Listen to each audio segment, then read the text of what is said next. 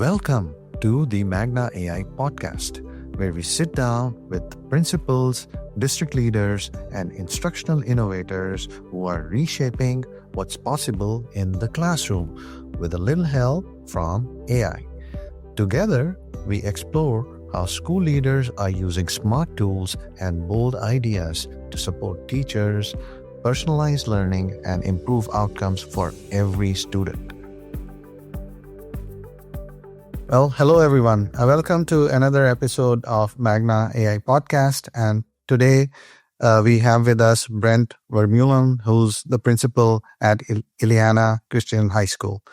Welcome, Brent. It's great to have you over here. Can you talk a little bit about your role, how you got there, and a little bit about your school as well?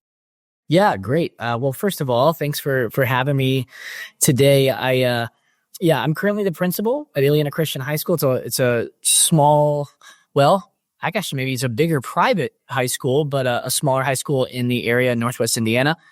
We have been around for since 1945, but moved to Indiana only 7 years ago. We kind of jumped borders. Actually, I think that's we tried to look it up. I don't think there's any other high school that's done that, gone from Illinois to Indiana or jumped over states like that. So that's a little history about the school. We are currently at about 630 students. That's our enrollment.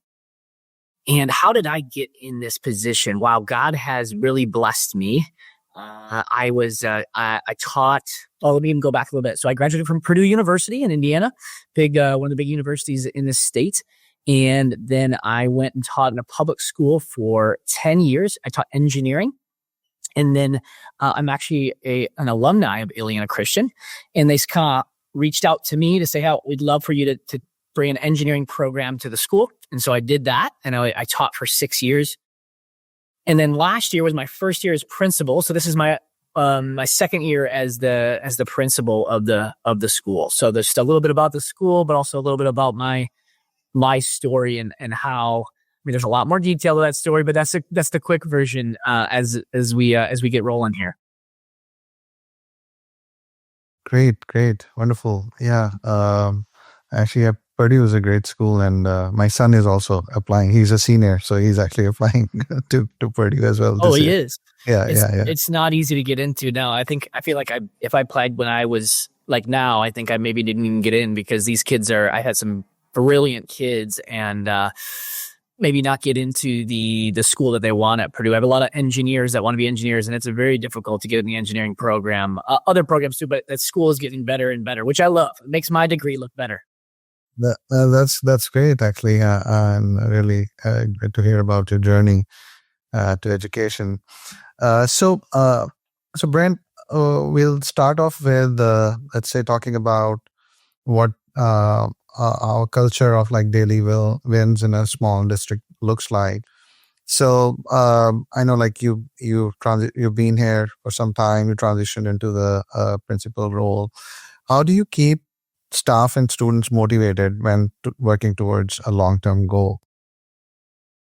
Yeah, that's a good question. And I think our culture here does that itself. So we just came up with a new vision statement. So we have a 5-year plan. And so as we continue to look towards that and kind of shape our culture around that. So our new vision statement is curious minds, humble hearts, and a passion for others, creating the next generation of Christ-like leaders. And I think that's an all-encompassing vision for our school that everybody buys into.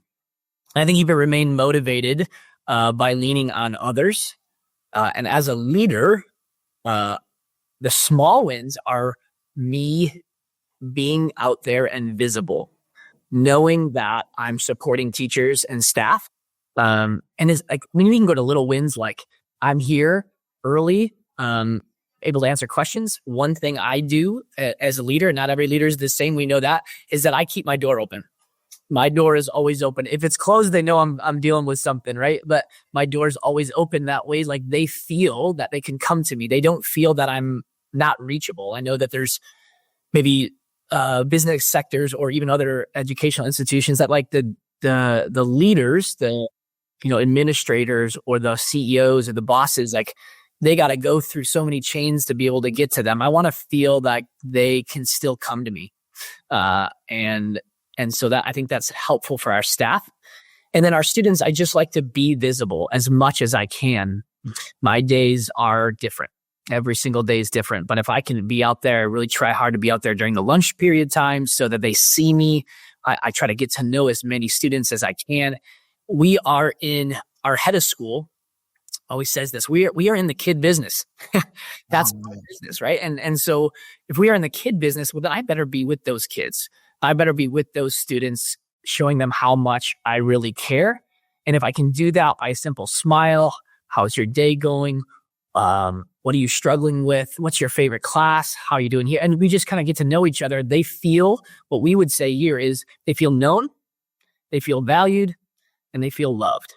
And I think that is huge by developing a school culture. And then it trickles down to our staff and our teachers who do the same things. And they're like, wow, I feel like these people really do care about me, you know? And I think if you feel that, your days are better, you're motivated better, and things fall into place for that. So that's kind of helpful and I think answers most of your question there. Yeah, that's really good. And I think as a leader, you have to kind of keep encouraging everybody to recognize progress in their work. So are there any traditions or routines that actually help your district culture to stay positive and connected? Yeah, for sure. I mean, we have one thing we do is really unique as a school, and I would say maybe not really unique, but some schools do this. We have what's called a homeroom time. Excuse me. So homeroom is a 15-minute period in the start of the day. So as our class periods, or as our school day starts at 7:45, between 7:45 and 8 a.m., I jump on for, your typical daily announcements. I do something fun each day. So for instance, like on a Tuesday morning, I do what's called a Tidbit Tuesday, which I kind of came up myself with. We do, maybe it's like an unwritten rule, right? Like students, you're not allowed to use the elevator unless you have a pass, or things like, I'll make sure that, that cell phones aren't allowed, but also Apple Watches are not allowed. Anything that sends messages, those types of things. So little tidbits about the day that like they're not reading the handbook policy, students aren't, but I can kind of get that out there. I do a day on Wednesdays. I do Would You Rather. I do a fun Would You Rather question so they can just kind of get the conversation going. Inside homeroom, then we have some devotions, some some scripture, some Bible verses that we write through our teachers, and then they can share that together. And then it's a time for students to connect with others and one of our faculty here. So when they come in as a freshman, as a ninth grader, they are with a teacher and about 20 students, and then they stay with those same 20 students for all 4 years. So they become a family, right? Oh, wow. That homeroom becomes a real big family because they meet every single day in the morning for 15 minutes. And then we do some service opportunities with our school, and they serve together as a homeroom. And then that culminates into our senior class trip. They go to Washington, D.C., and they stay kind of with those homeroom students when they go to DC in a group. And so they have such a tight knit that we have teachers that have been so close to them that like are almost emotional when they're leaving school because they've really dove into that relationship. And I think you probably hinted on some of those things, right? That the relationships are so important. That's one tradition here that's pretty unique about Illiana. Excellent. I got one other one if you want it, but. Yeah, sure. Go ahead. Yeah. Actually. Another really cool thing about so that would be from our students' point of view. So from our faculty staff point of view, most of our teachers are faculty. Well, we'll separate this. So staff would be non-teachers and faculty would be our teachers. So if I'm saying that, I just want to make sure I'm clear here. So our faculty would be our teachers. Staff would be anybody who's not teaching classes. So from our faculty, we don't have any sick days. Very unique, right? So like people are like, well, what do you mean you don't have any sick days? What if someone's sick? Well, then they just take off. Oh, okay. And they're like, well, yeah, but like, do they have 10 sick days? I'm like, no, they don't have any, and they don't have a limit either. Oh. We create a culture here that people know that they just show up to work when they're not sick. And we've never had a problem since 1945 with that. In fact, our teachers show up more because of that, because they know that this is what it's expected of them. And if they are sick or there's a disease or they need something, we have extra sick days built in because we do it that way. They don't roll over, but if you are sick and you have a medical issue, you're going to get paid because we know you're being truthful and honest. So we have this like great culture that does this. We had a teacher years ago, get cancer, and it was terrible, but he had to take almost a whole year off. And we were able to pay him for that whole year because we don't use all of our sick days. And so we can budget for that in our school. So it's a really unique way that not many schools or corporations, most of them have, you have 10 sick days and they roll over or or personal days. We just create a culture that when you're healthy, you're here. Oh, that's really amazing. And it seems like you've been doing it for long now. I know like recently there was a trend in tech where they're like unlimited vacations and so on. But I think you've been following it from the right place. And the example that you gave was really powerful, actually. Great. So now let's move on to you talked about relationships, and a big part of relationships is like building trust and so on, right? So in a district of like a smaller district, school, how do you think relationships shape your leadership approach? That's great. It's a good question. In fact, I was looking at that and trying to think about that a little bit before we met here, and our word last year, so we have like a word of the year or a theme of the year, and our word was relationships last year, the whole year. And I think in all of our lives, it doesn't have to be a school culture. It can be in any business or at home. That's a huge, huge part. You have relationships and you act different and you maybe say different things around different people. And all your relationships kind of shape who you are. And they also shape a lot of your mood too, as you go through the day. So I have a principal to student relationships, right? And I have principal to teacher relationships and staff relationships. And we have faculty to faculty relationships. And so there's so many different relationships in a school that we want to make sure that they're known. And I think that when we know that everybody's known, valued, and loved, and that we care not about ourselves first, but we care about others, boy, those relationships really, really grow strong really, really quickly. We have time set aside to just grow relationships. Another thing in our school we do is called a club time. So twice a week, about 25 minutes, we do clubs. And these are not educational. These are just times to build relationships with people who have similar interests. So for instance, we have a club where a bunch of students watch some sports movies. We have a club where kids learn about fishing. We have a club that kids play darts. We have a club that kids play sports outside. We have a club that kids just color. We have a club that kids play some video games. We have a club. And so these are not educational things, but for twice a week, you get with kids that are similar interests. And guess what? You're going to build friendships and develop relationships. So community, relationships, boy, those are two words that what make Illiana Christian Illiana Christian. Really nice to hear that there's so many different programs that and all kids are different. So having something that actually appeals to all of our kids, even through this diverse background, really makes a lot of sense. Yeah, and we have kids creating these clubs too. So like we have it there has to be like a faculty sponsor, right? But a kid will come up to a faculty member and be like, hey, I want to make a club that, is all about, making an impact on other students. Or I want to make a club that is a ping pong club. I don't know. I'm just making things up here. But, and then they talk to a faculty member and say, I really want to do that. And the faculty member might say, you know what, I'll sponsor that and I'll observe that. And so they have someone in charge of it, but it might be student driven. So we want to give our students even more ownership. That they are, honestly, like one big thing I always say in this school, they're not kids anymore. I'm in a high school, so they're young adults, right? And so our job is to develop them towards independence, college, and career. And so we want to treat them not like kids. Let's give them some ownership. Let's give them, and when you do that, boy, they really run with it, and you'll be surprised how well they do. Yeah, I totally hear you. So, Brent, one big part of leadership is to actually listen to feedback from the team as well, right? So, um, can you give an example of a decision which was shaped directly by community or staff feedback?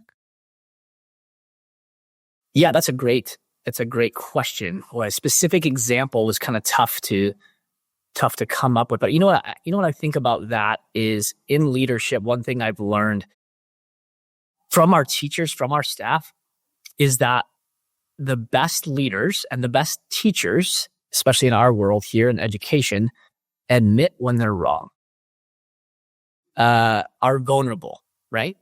What I've learned is that when you admit you're wrong, you're probably opening up a lot more doors with whoever you're dealing with and whoever you're talking to.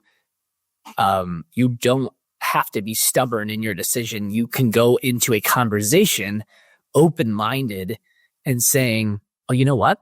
I maybe made a wrong decision. And then that feedback you got, like they feel like they're part of the leadership, right? They made a decision that changed your mind and you don't have to just stick to what you did. That creates a culture, I think, of great leadership. And I think most of us know that. Like we know that you can say I'm wrong or you can say, but we have a tough time doing it, right? It's really difficult to admit you're wrong. But when you do, that other person actually, to be honest with you, respects you more than when you kind of hold into your stubbornness or your decision. So I think that is something that, there are times that I have to, this decision has to be made. That's tough. There's some tough times like that. But there's also times that I take the feedback and actually use the feedback. How special is it when somebody who's not in a leadership role gives you feedback about some decision or something in the classroom or a curriculum that we do or a club period that we're talking about, and then you actually use it? Don't they feel more valued? I would say yes, they do. And other leaders, you don't have to come up with all the ideas on your own. In fact, there's quotes out there that a leader is great because of the smarter people around him. And you know what? I feel that way sometimes. Yeah. So, and that goes a long way in building trust. Actually, now Brent wanted to talk a little bit about, like, for example, with AI, we are seeing a lot of change coming. Schools are implementing new initiatives, and there's always this kind of challenge where you have to get everybody on board with respect to these kind of initiatives. So, can you talk about like what is your strategy for building trust when implementing new initiatives? Maybe like if there is a recent example related to like AI, that would be great. But anything else would also work. Yeah, AI is rapidly growing. Let's just talk. Let's bring that back a little bit. Like, so this has been on our radar for a while. I think in a lot of schools, I think at the beginning, people were just against it, right? And they don't like it. They don't want it. Mm-hmm. And I think we took the approach of it's not going anywhere, right? Like we all know that it's not going anywhere. In fact, it's growing and it's continuing to grow. In fact, you're probably using AI to have this podcast later, so we get a summary. I mean, let's be honest, right? That's where it's at. My master's is in technology, and so I actually really like it because when I was interviewed for this position, they said, well, what about AI? And I think they were looking for this, like, AI is terrible, AI is bad. And I said, I'm not scared of it. It's a tool, right? When the calculator came out, people freaked out. When the computer came out, people freaked out. This is another thing that is a tool. How can we utilize this tool to better serve God's kingdom, to better serve our students in education? How can we utilize it as a tool? Now, there are correct ways and I think incorrect ways. And so what we've done is we have, for our students specifically, we've developed policies for each department. For example, probably AI started being used in writing mostly, right? So our English department was the ones kind of leading the charge here a couple of years ago. And in writing, they don't want it to be generative AI, meaning, for those listeners, meaning you don't want to throw in a prompt and just have it write you a story. Then it's not your writing. It's not your creativity. It's not your thinking. but can we use it as a tool to help us come up with ideas that piggyback off idea you already had? Can we use it as a tool to put your writing in to help clarify? Can we use it as a tool to be more professional? And I think the answer that, like, let's use that tool so we're not wasting our time. And I think our businesses and our schools are using it a lot, and we want to make sure we're using it as a tool. We have policies in place that they will actually have assignments that they're saying, yeah, go ahead and use AI on this assignment. And other assignments that say, we want your own creativity, and then we'll put it in AI later.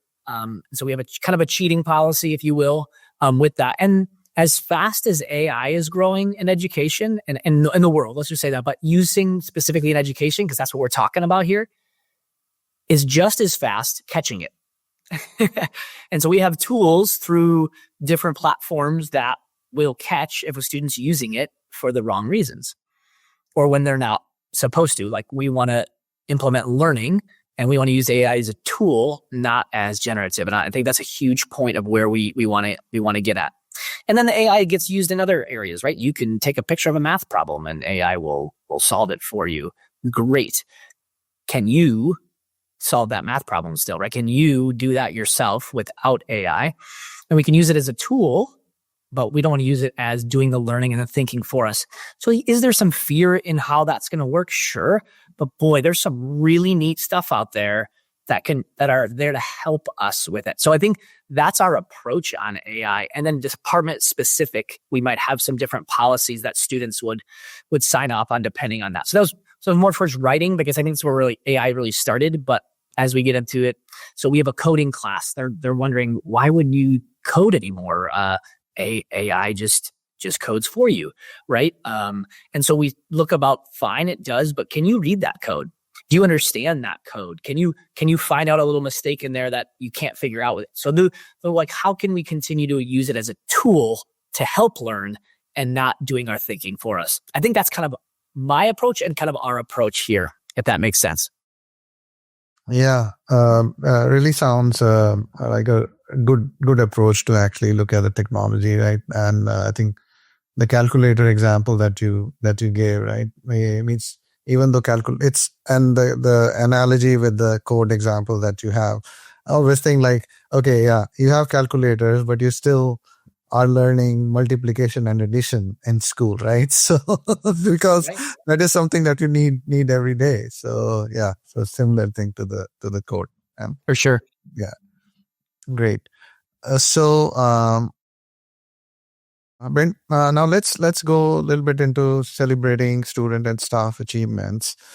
How do you showcase student success? It could be big or small across your school, and maybe in a wider forum, if you may. Yeah, I mean, we can talk about little examples that celebrate it in a classroom. I think our teachers do an amazing job. We hire people that have passion for what they do. We don't hire them just because that's what their degree says. And so when you do that, like, they have a passion and it can like really pour into our students' successes within the classroom, whether they do well on a project or test, or just acknowledging that's small. But how we celebrate bigger successes for students, we actually have an awards day for that towards the end of the year, which is really great to celebrate some of our higher achieving students. And then what we try to do is get it in every single area. So sometimes, hey, the valedictorian, the people who have the high GPAs, the people who are in all the sports, they get all these different achievements, but we do department specific awards. And so you might have a student that is in some vocational construction welding classes. Well, we have an award for that. They otherwise might not be recognized. And so that a little bit of student successes with that. Another great way we do it, we have hired our own marketing person who helps us with marketing the school. But what they do is they control all of our platforms online, all our social media platforms, and they daily highlight student successes so that it's not just our school hearing about it, but our community, right? So this teacher is, like, for example, we do, in our science department, we have hydroponics. That's like growing indoor plants. And so students are maybe learning about the germination of that or the process of that, or when the harvest is, and they'll go take some pictures when they're doing that and then highlight that success with those students in those pictures on social media. And so our community then is all connected to that. And then they come back and like, I didn't know Illiana was doing that. I'm like, that's amazing. And so our teachers connect with our marketing person, and he goes into the classrooms and takes pictures and things like that of what students can do. I don't know if you can see behind me, I actually have this Illiana Christian custom made, because it's right on the border of Illinois and Indiana there, right? Where our school is located. That's kind of our logo. That is made by our students. We have a class called the Makerspace, and they made that with a laser cutter. And then they painted it and added it, and they custom built it in design software. Those are the types of things we would highlight, right? Look at what we're doing here in the school. We actually have our own business that makes wood products, and that sells to a community or sells online and things like that. And so they can bring money right back into our program, because that's an expensive program. So those are a couple like examples of how we celebrate student success, but it's really neat. Our community loves to see like, how are we evolving in education? And education is not just memorization anymore. It's like having a business, building things and learning soft skills and 21st century communication, collaboration skills, all the while dealing with customers.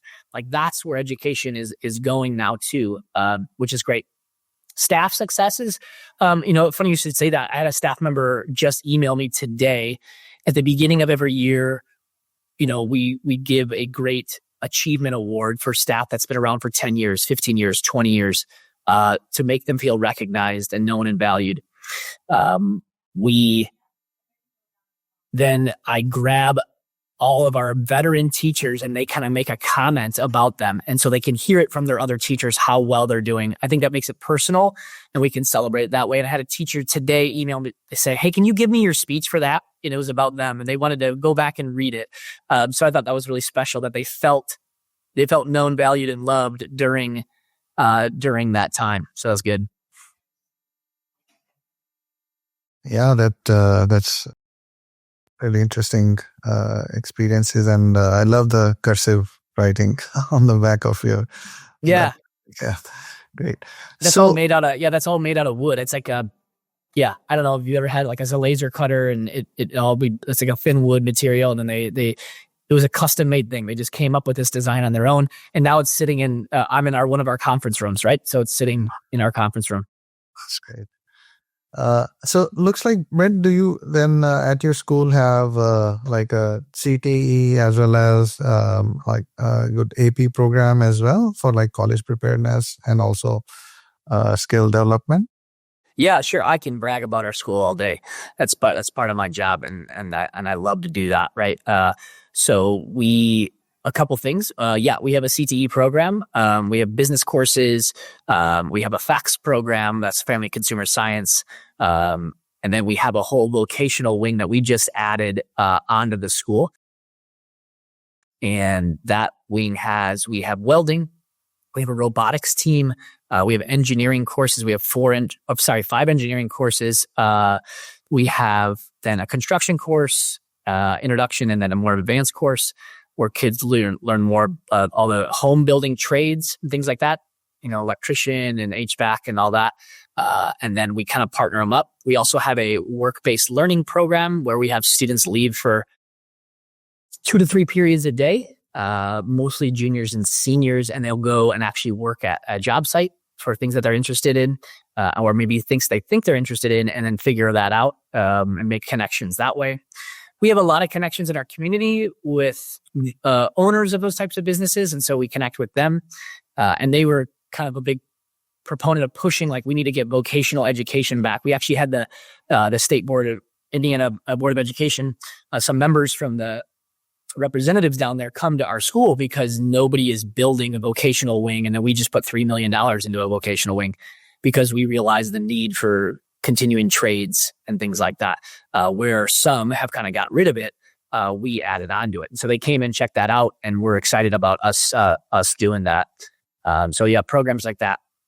AP, we have a lot of AP courses here, but I'm gonna focus even more. We have our normal load of AP courses that you'd think with world language and English and stats and calc, and we have all that.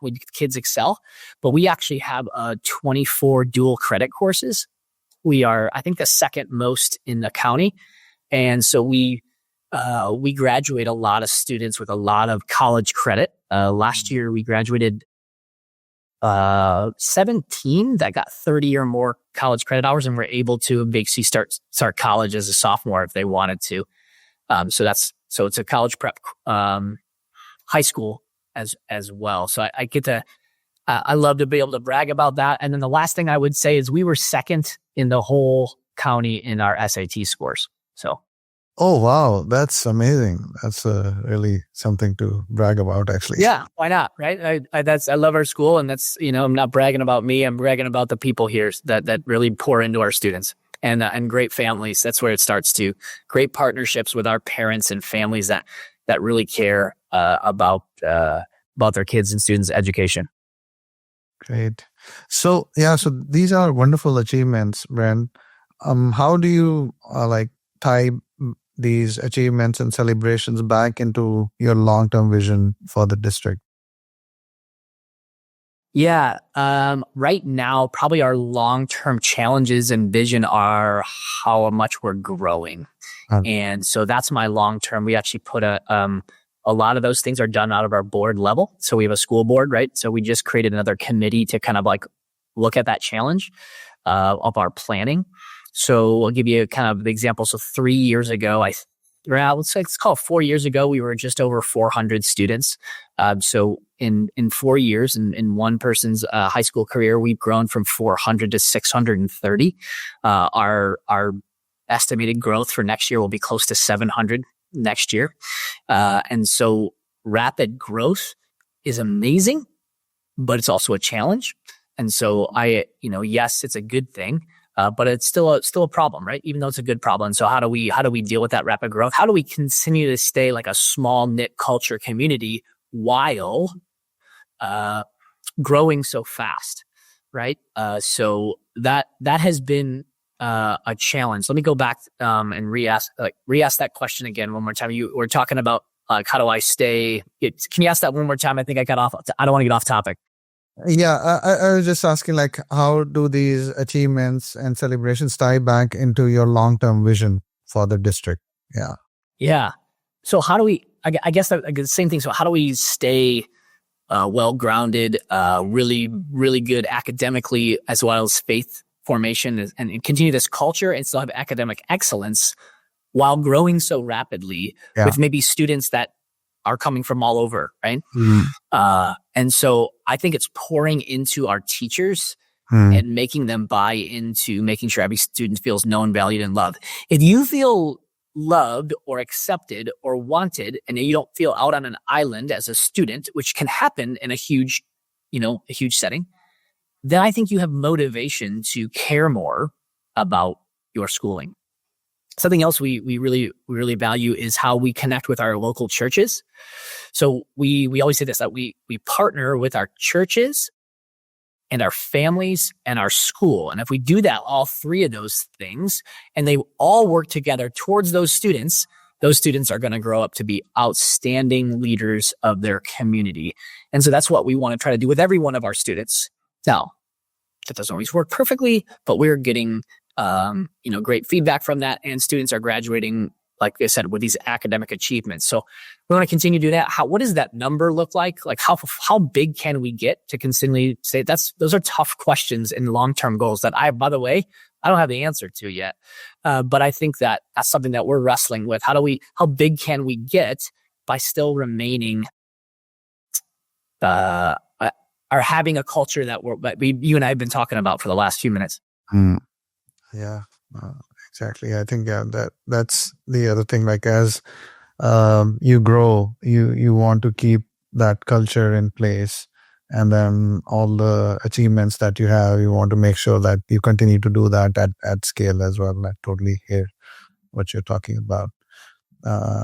So Brent, now let's go to the next topic, which is turning challenges into wins. Can you share an example of a challenge that over time turned into a little win for your school?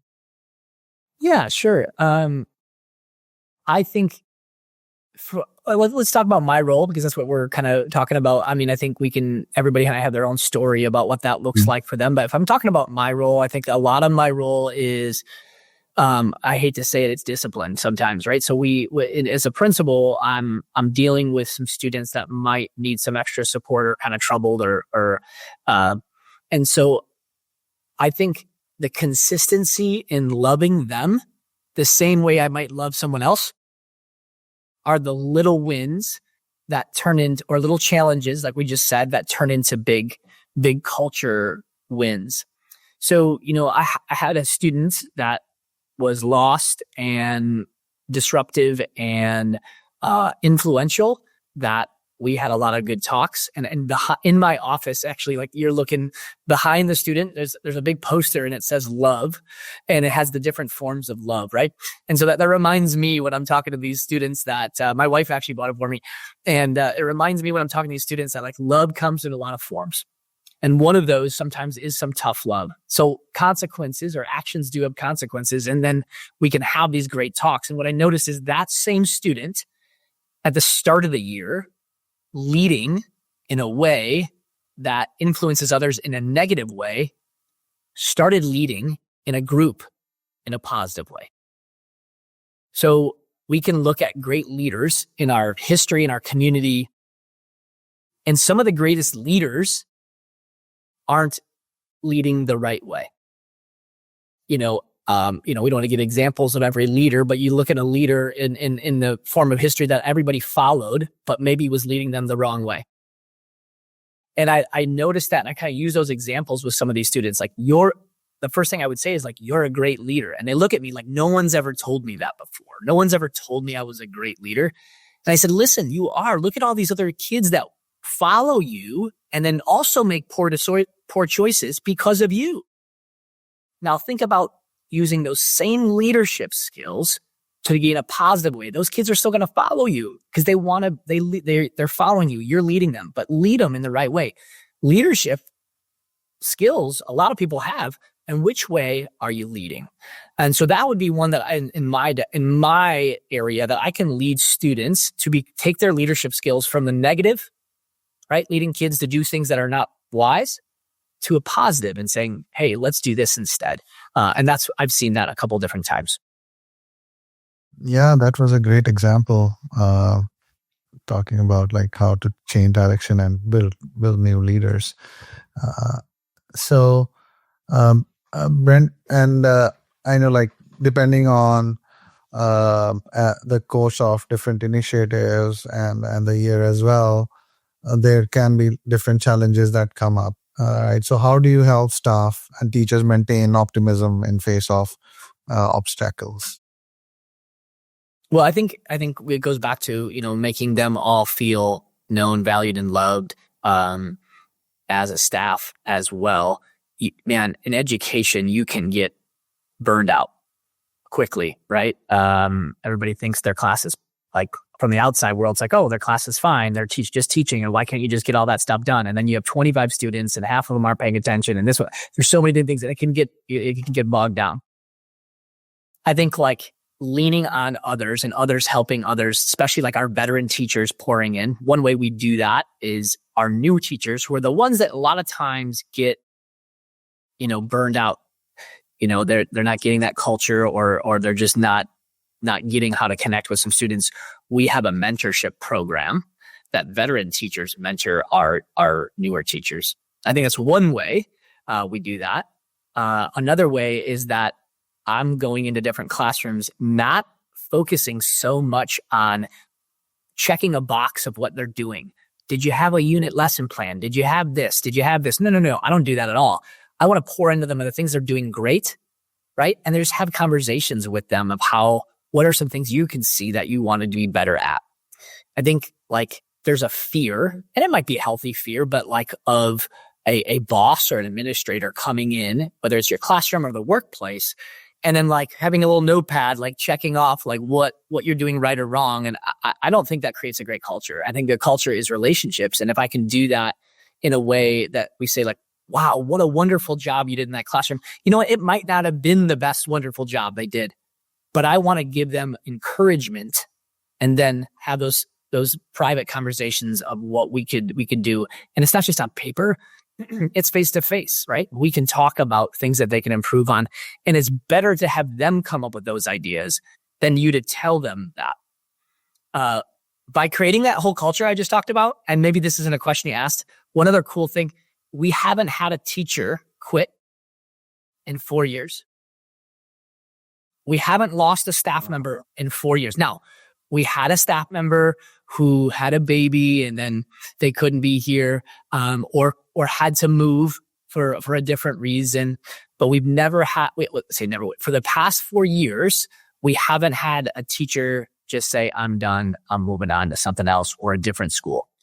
So I'm not sure about other schools, and I can brag about ours, but that's something that I think I can be a little prideful about with our school here, that people want to be here and people want to work here and want to serve here, you know?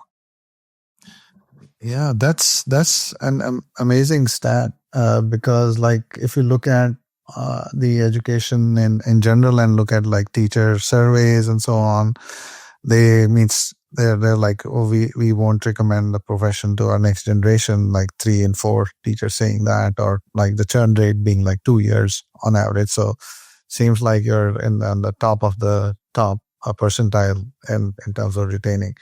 So actually, let me follow up on that. So how do you help teachers? And because a lot of that dissatisfaction and churn is because teachers are feeling so overwhelmed with work, the amount of kind of bureaucratic work that they have to do, administrative work, like grading and stuff like that. So how do you balance that for your teachers?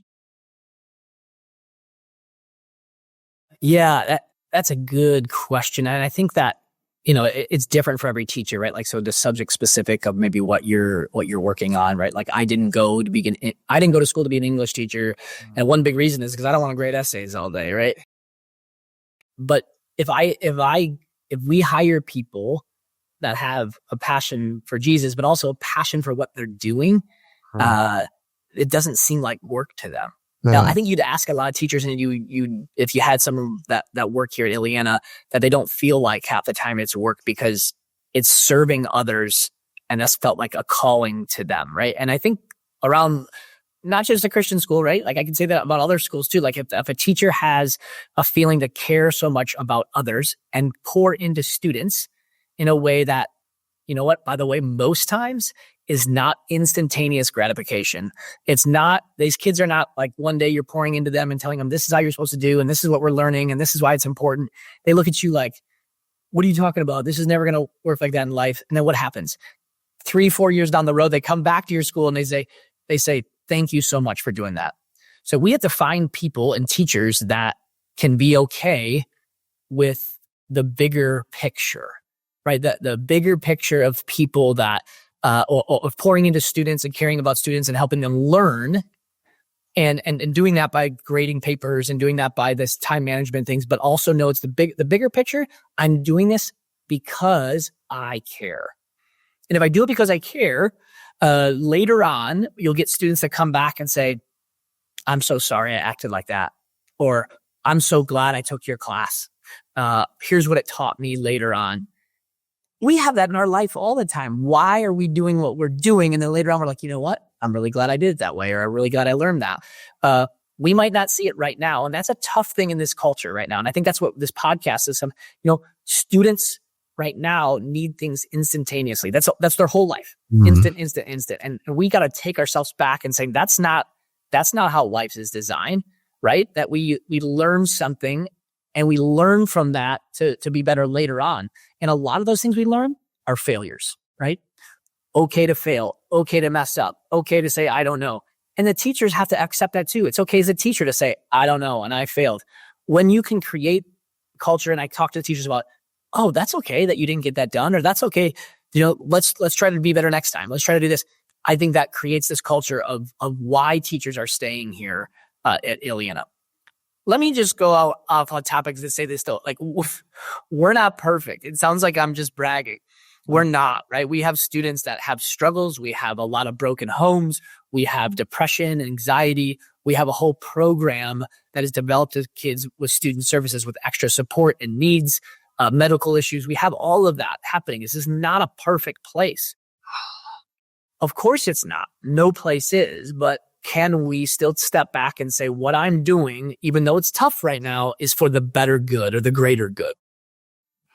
Yeah, no, I totally hear you. Means, and I think those challenges are really difficult, like for students and so on. But based on what you're describing, it seems like you have something there which can, in spite of these challenges, help you kind of succeed and deliver great results. So yeah, congratulations on that. Yeah, thank you. Cool. All right, Brent. So let's now go into a short lightning round, leadership Okay. and practice. So can you describe one word that describes your leadership style? Humility. Okay, great. Best piece of advice you received as a new administrator? Ooh, best piece of advice. I feel like I got it on the tip of my tongue. Listen. Listen first. That's probably the best. Listen first. Yeah, that's a good one. Favorite tool or system for tracking student progress? Favorite tool or system? But I think that would be more of a teacher-specific question. I don't know if I have a favorite for tracking student progress. And we have so many different tools out there in technology. I don't know if I can answer that one from my receipts. Sorry about that. No worries. One change that you made that had a biggest impact on teacher effectiveness? I didn't make a ton of big changes. I think our school was running as last year was my first year being principal. A lot of it, I was my master's in technology, so a lot of things went from like old school ways, like paper, pencil, things like that, to digital. I made a lot of changes like that. So I think my gift is efficiency, not inefficiency. In space efficiency. So efficiency is one big thing, a change I kept making, so teachers can spend more time doing other things. Yeah, totally. What gives you the most confidence about the future of Catholic education? In our Christian school, I think the most confidence is prayer. And I think we have people praying for everyone here. And I think you can feel that, and then you gain confidence from that. I had a weakness. I knew it, and I'll just say it here. One of my weaknesses and my fears was public speaking, was doing even things like this, right? That was my fear running into this role. I'm not good at it. I'm not going to be able to do it. And I think that fear has turned into confidence even after 1 year. Yeah, absolutely. It's the muscles that we actually exercise that develop the most. So yeah, for sure. That's a good point. Yeah. Great. So thank you, Brent.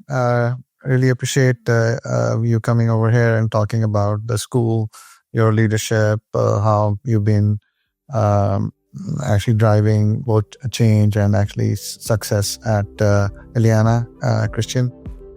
Have a story, question, or insight from your own classroom or campus? We would love to hear from you.